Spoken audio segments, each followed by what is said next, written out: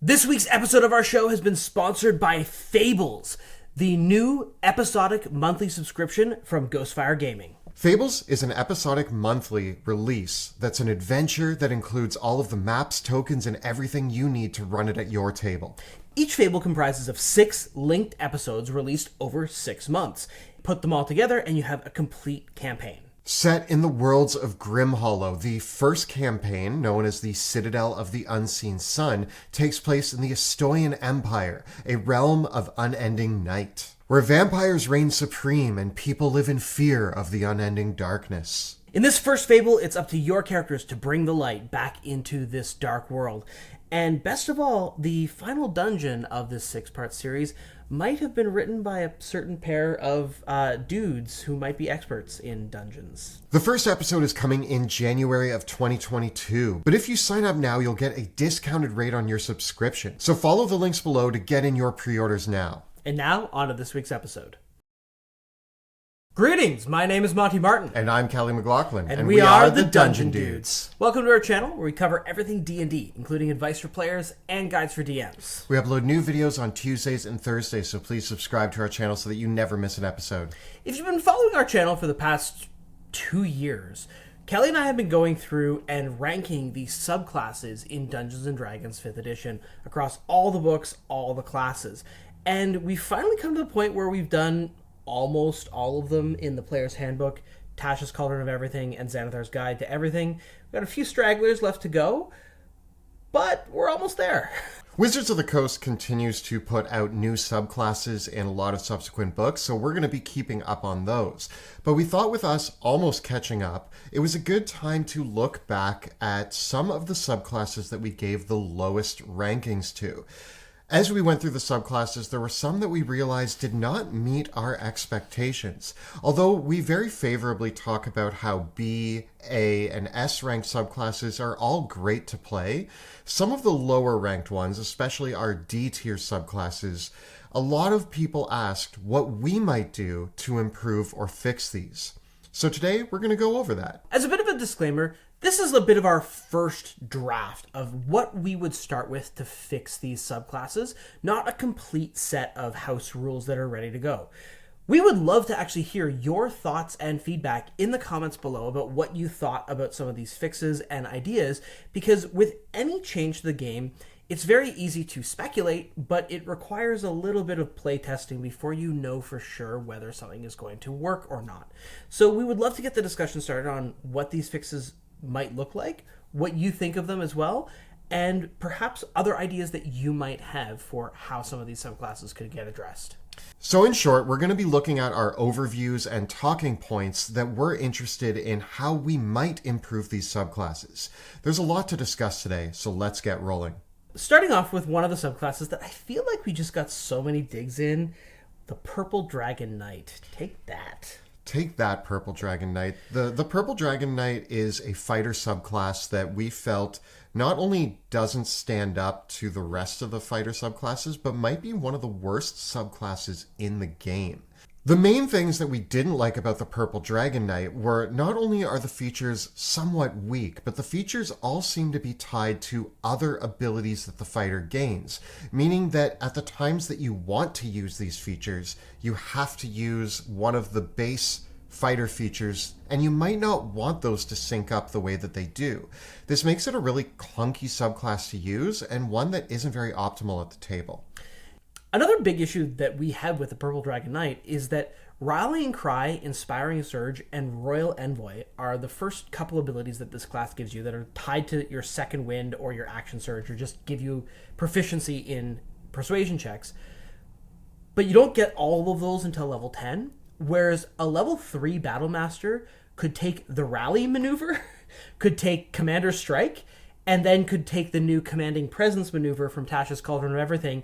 And if they take these 3 maneuvers, they get a really similar kit to the Purple Dragon Knight right away at 3rd level, in addition to getting all the other Battle Master goodness and all the other good maneuvers, and already having those detached from having to use your Action Surge and Second Wind to activate them. So, in this respect, can the Purple Dragon Knight actually be saved, or should you just play a Battle Master? I mean, we've given the Battlemaster the S tier, and there's a lot of ways to kind of play a Purple Dragon Knight type character using a Battlemaster. But since the topic of this video is how we would change these existing subclasses, I think that when we do look at it, number one, first and foremost, I would like to see them separate the features from the existing abilities that the fighter gets. Rallying Cry should be its own bonus action instead of being tied to your second win. A lot of these features presented to the Purple Dragon Knight might benefit if we separated them and had them used a number of times per day equal to your proficiency modifier. Or another great option that I think would really speak to the Purple Dragon Knight, the same way that a swashbuckler rogue advertises charisma as kind of a secondary stat, I think that the Purple Dragon Knight could be the fighter that relies on charisma. You're inspiring, you're rallying. These ideas really revolve around a charismatic character. So maybe linking them to the charisma modifier that you have, kind of advertising to boost that up as a secondary stat. I think that we could also look at the 4th edition Warlord for inspiration of other abilities that we could bring in here. And I think that one of the ways that we could think about this is that the Battlemaster is a real jack of all trades. Very customizable. You can have a lot of different maneuvers and a lot of things that you can do here. But if we're going to focus the Purple Dragon Knight on being the battlefield leader, let's make those abilities slightly more potent because we are choosing to specialize and layer those on top. I think Rallying Cry could straight up just be a healing word-like ability, and having that on our fighter might be pretty compelling. Pretty powerful as well. If they did have an ability that did allow allies to take extra actions, sounds powerful, but maybe in a constrained way in the subclass, it might be potent. So I think that with all these abilities, we could make them stronger than they are. Again, maybe it's not that an ally that is hit by Inspiring Surge, they could take a whole extra action. Powerful, yes, but probably within the bounds of what is appropriate for a very specialized fighter subclass. So I think that we could go a little bit further with this one and really make it that kind of battlefield leader that we all would love it to be in the flavor. I do think that out of all the abilities, Royal Envoy is kind of the weakest link here. I do think that there's something interesting being advertised with it, but out of all the ones that need a boost, I think this should do more than just give you proficiency in persuasion. Again, if we're talking about advertising charisma as one of the stats of a Purple Dragon Knight, allow this to maybe give you expertise in persuasion and maybe something else added on top of that that makes you the face of the party. Having your Purple Dragon Knight be the commander on the battlefield, rallying the troops, bringing the team together, the sort of Captain America of your team, and then also allowing them to do the talking, persuading, and planning. That is what I would like to see out of a Purple Dragon Knight. We could also give it a little bit more flexibility by perhaps creating 1 or 2 different types of rallying cries. Perhaps there is one that heals or grants temporary hit points. There is another one that gives allies advantage on saving throws or lets them re-roll a save. I think that the abilities that we want to choose here really need to focus on the inspirational type rallying rather than the tactician style. And I think that if we focus on how a commander can be inspiring rather than a tactician, that would help to differentiate it from what the Battlemaster gets. Moving on, one of the other subclasses that got pretty scathing reviews from not only us, but the community in general, is the Way of the Four Elements Monk. Our main issue with the Way of the Four Elements Monk is that it is very costly to add your spells in, and they don't really seem to gel that well with what the monk does at its core. So when we look at the Four Elements Monk, we're going to make some drastic changes to kind of overhaul this subclass into what we think the theme was that they were going for. This is a big change, but bear with us on it. Instead of having the Way of the Four Elements Monk use their valuable key points to cast spells, let's just have them have spellcasting in the same way that an Eldritch Knight or an Arcane Trickster also has spellcasting, keyed to their Wisdom score. So you do get to double down on Wisdom here. I think that's generous, and the Monk subclasses in general need some help here. I think that it probably warrants having a custom spell list rather than just saying you can choose any wizard evocation spell. That might be fine for a blanket, but I think that there's elemental spells kind of all over the place in various schools of magic that we want to bring together here and let the Way of the Four Elements monk choose from. When it does come to your key points, there are still really creative ways that you could use this to amplify spellcasting. Seeing as you're a monk, being able to whip spells out is one thing, but I do think that we could add some meta magic type abilities in that rely on using your key points to shape and change the way your spellcasting works. Also, because you are a hand-to-hand combatant, being able to use key points to add melee attacks using your fists and feet in with spellcasting. Maybe a certain amount of key points allows you to throw out a fireball and then punch and kick the enemies around you. This could be a really cool way to make that sort of battle-ready monk who is whipping out spells on the battlefield. And of course, this way we can also add cool new moves to the monk by just making new spells that the Four Elements monk can use. It would be very easy to make some smite style spells that are like our dragon punch or our flying tiger kick, because we already have a precedent of bonus action cast spells that augment a melee attack in some way, shape, or form. So we could make sure that we really load up with a lot of these, but maybe make them unique. I don't know if we necessarily want to give the Four Elements monk the smorgasbord options of all the sorcerers meta magic. I think we would want to be very selective of which ones we give them, but I do like the idea of giving them Quicken Spell, but maybe in a unique form that lets you kind of do that Street Fighter style, like 1-2 Hadouken sort of thing. Something like that really feels like it hits the fantasy of weaving hand-to-hand combat and spellcasting together. This next subclass we're going to talk about was a little bit more defended by the community and is a little bit more liked than the other two we've talked about, but the Berserker Barbarian still holds the place as one of the least satisfying barbarian options out there. We think that the reason for this is mostly because the Frenzy feature, the number one feature that you want to use, causes exhaustion, which limits it in a way that basically says that the main point of choosing this subclass is something you do not want to use all the time. And for us, that was a bit of a problem. In general, I always find that it's hard to balance a feature with a drawback. And in my opinion, the simpler way to balance any feature is to just limit the number of times per day it can be used. If we just simply said that Frenzy doesn't cause your character to become exhausted, but you can only use it a number of times per day equal to either your Constitution modifier or perhaps half your proficiency bonus, it would still be a very powerful ability. And it is. A Frenzied Barbarian in the battle they're using it is really strong.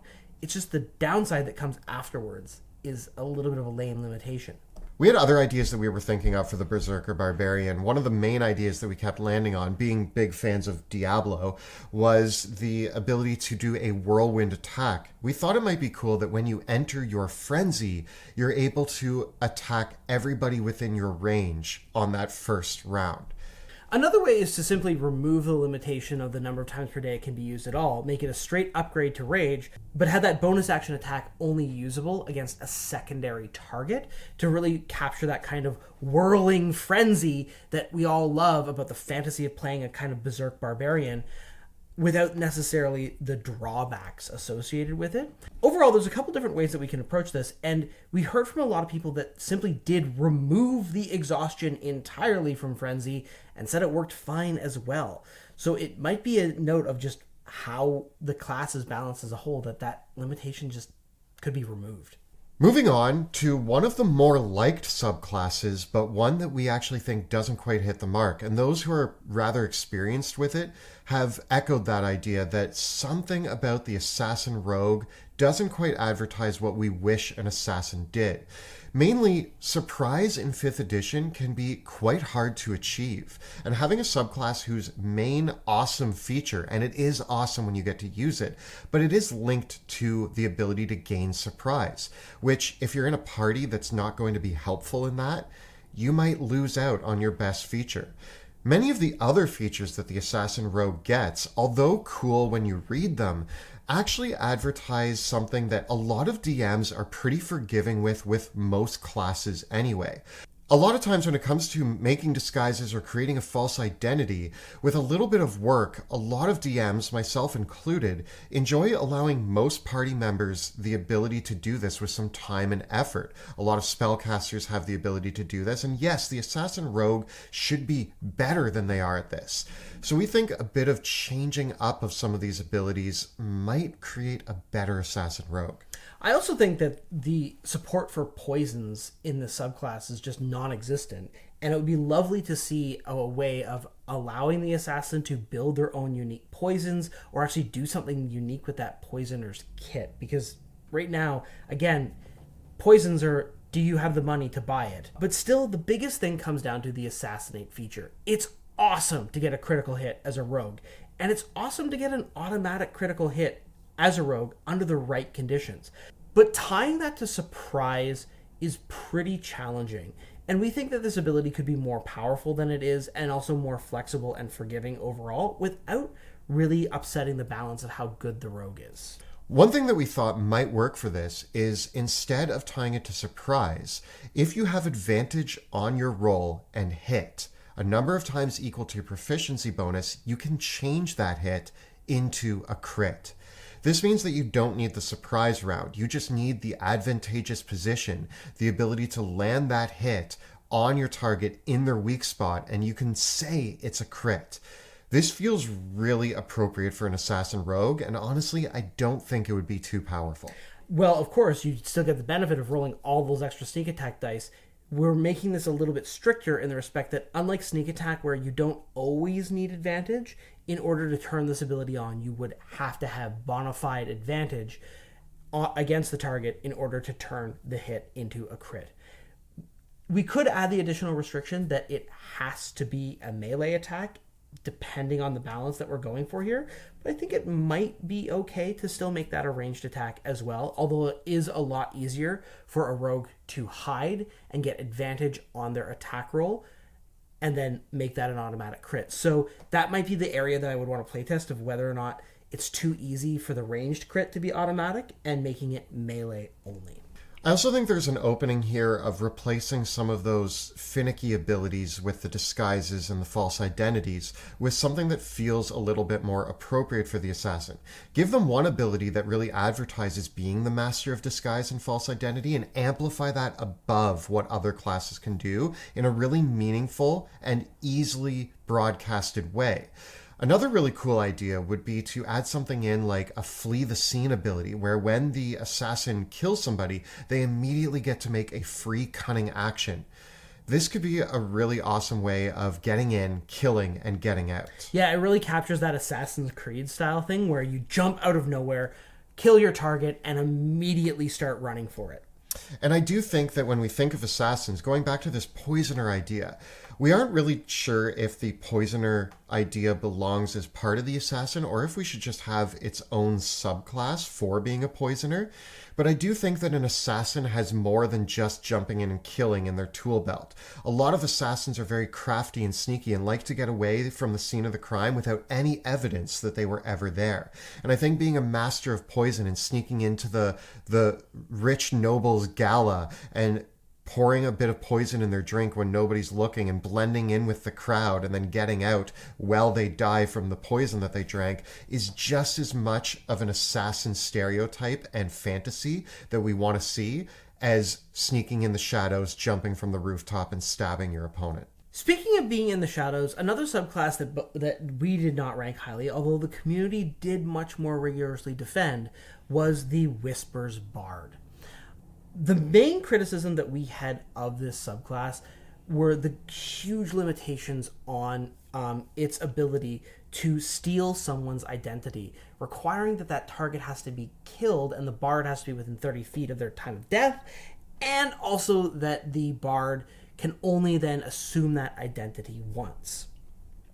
This is a really cool ability that a lot of commenters told us was really inspiring, really interesting, and really potent, but that we replied, well, you just take the right combination of spells and you get something that's pretty close to it already. And bards get to learn a lot of spells.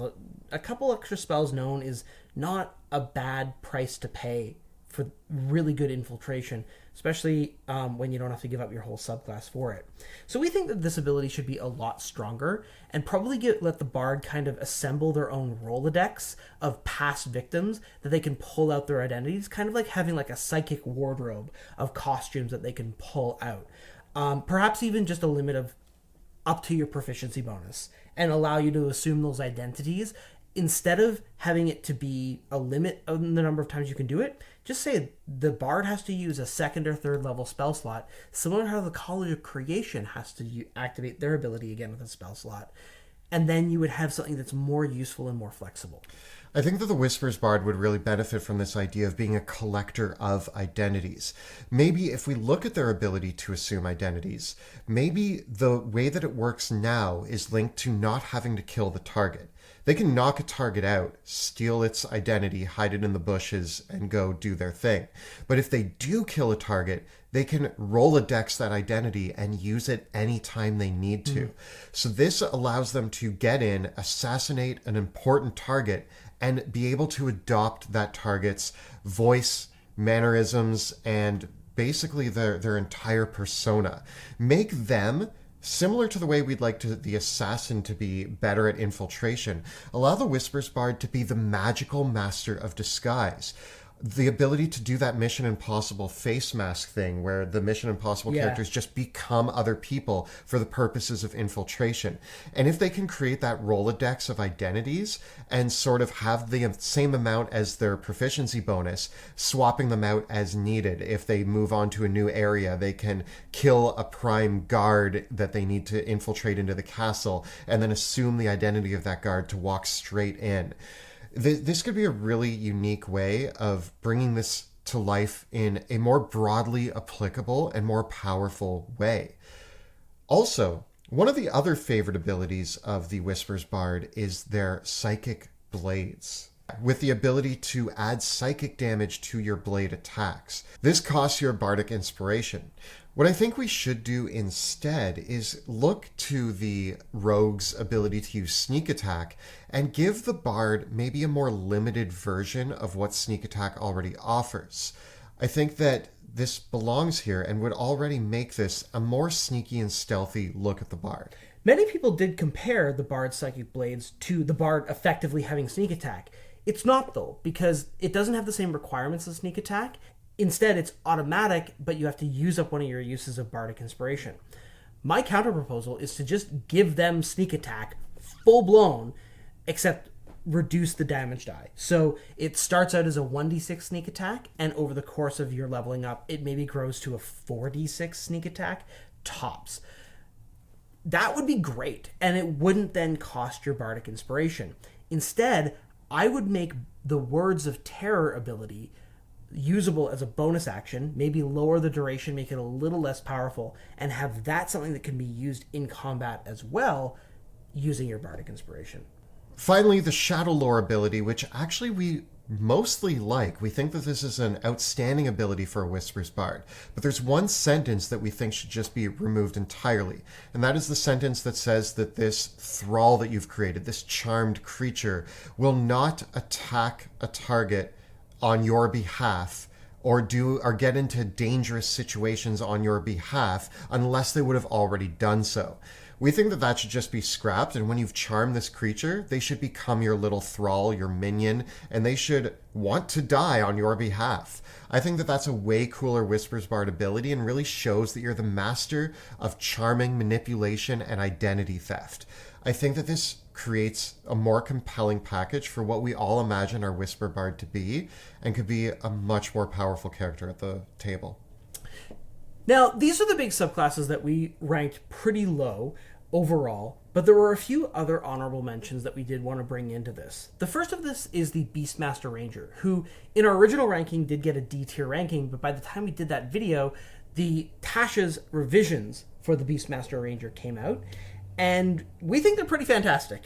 I see no issues with the new revised Beastmaster. I feel like it's a much improved version of what we wanted the Beastmaster to be. We gave the revised Beastmaster an A tier ranking. So in this instance, I do think that Tasha's did a great job of not only improving the Ranger's base class, but improving the Beastmaster as well, making the Ranger a much more exciting character to play on the table, and especially bringing the fantasy of having a beast companion to life in a meaningful way. The only thing that I would be very interested to see with the Beastmaster is we've recently seen the Drake Warden come out in Fizzbands, which is similar to the Beastmaster except specialized on dragons. And this had me thinking that maybe the Beastmaster should be broken up a little bit, and we should have a Beastmaster that's associated specifically with different animals for different subclasses entirely. So we could have a Hawk Lord, or a Panther Beastmaster, or a Bear Beastmaster, and have these be entirely different subclasses with their own subset of unique abilities that would have a much stronger identity overall. I think that if we were overhauling the Ranger entirely, that might be a cool approach to think of new subclasses for them in the future. The last honorable mention that we have is a class that really doesn't need a lot of help, but with recent improvements in Tasha's, we want to talk about the Sorcerers. Especially one of the lower ranked Sorcerers that we had was the Draconic Sorcerer. And we think that one of the big detriments to most of the Sorcerers that come out pre-Tasha's is that Tasha's saw the implementation of expanded spell lists for Sorcerer subclasses. Spells that they just automatically get and can actually swap out for other spells of certain schools. We think that all the subclasses deserve this. We've recently been looking at, in our own homebrew game, expanding the Shadow Sorcerer with some really cool and unique shadowy spells. We think that the Draconic Sorcerer actually has a really big window here, where depending on the type of dragon you choose, you get a different set of spells on your expanded list. You would get spells that advertise the elemental nature of the dragon choice that you make. Not only would this make the Draconic Sorcerer a much more unique and compelling choice when you're choosing which color of dragon best suits you, but it also makes them more powerful and gives them a wider range of spells to choose from and have fun with. Up on screen right now, we've got the list that we gave to Kelly's character Sebastian Crow in our Drakenheim campaign, but we've had a lot of discussion on our Patreon Discord and even in the comments of some of our videos about different ideas of spells that we could give to the Draconic Sorcerers or to the Storm Sorcerer, or the idea that maybe the Divine Soul chooses a Cleric domain, and these are just added to the spells known of the character. One of the other classes, though, that I also think deserves this treatment too is the Warlock. I think that their expanded spell list, they should just know those spells too. Share the love around. I mean, I think Warlocks should probably have a couple extra spell slots for what it's worth, but in general, I think that the Warlock and the Sorcerer were very restrictive and conservative with how many extra spells these classes learned. And if anything, the restrictions could definitely be loosened, especially now that the proverbial genie is out of the bottle from Tasha's Cauldron. So we would love to hear what you think of these subclasses and how you would improve them at your table. Perhaps you think some of these don't need to be improved, or perhaps you have other ideas for what might lift these up to the same level as some of the other amazing subclasses that we've seen. And we actually think that the A tier is the ranking that you want your subclasses to fall into. We actually try to avoid building a subclass that steps into the S tier, as usually that promotes a bit of a power creep. Whereas B tier is useful and great to play in certain situations, but A tier is really that sweet spot that we're aiming for. So when you're looking at how to improve these subclasses or what homebrew elements you might use at your table, try to think of what makes it an A tier subclass, something that's useful in a lot of different situations and that will kind of even out the play and the party dynamic at your table. Ultimately, the issue with party balance, with player character balance in D&D comes down to not what is too powerful, but making sure that there's a good balance of capability between the player characters so that no one character feels like they are stealing the show from the others, and also so that the subclasses are not so powerful that they are creating extra work for the dungeon master. So when we talk about the importance of balance in player character options for D&D, that's really what we mean. Because while it is easy to say, oh, the dungeon master can always fix it, that's making extra work for the dungeon master. And they already put in a lot of work into preparing their games. So that isn't really fair to them. The game should do a good job of keeping the player options well balanced so that dungeon masters can rely on the tools in the game to present unique and challenging situations and focus on making cool worlds, adventures, and stories, and not having to spend a ton of time trying to fix the game's broken math. So this has been a look at fixing the worst subclasses in Dungeons & Dragons 5th edition. Tell us about some of the fixes that you've come up with in the comments below. The videos that we create on this channel are made possible thanks to the incredible support of our Patreon community, many of whom gave us lots of feedback and ideas in our monthly writers room that we host on our Discord about how we can apply some of these fixes. You can join that conversation about how we might address some of these different fixes and make our games a little bit more balanced. Also, be sure to check out our live play Shadows of Drakenheim, which is airing Tuesday nights at 6 p.m. Eastern on Twitch. And you can find all the previous episodes of that show right up over here. And if you want to review all of our prior subclass tier rankings, they're all right up over here. Please subscribe to our channel so that you never miss an episode. Thanks so much for watching, and we'll see you next time In the dungeon.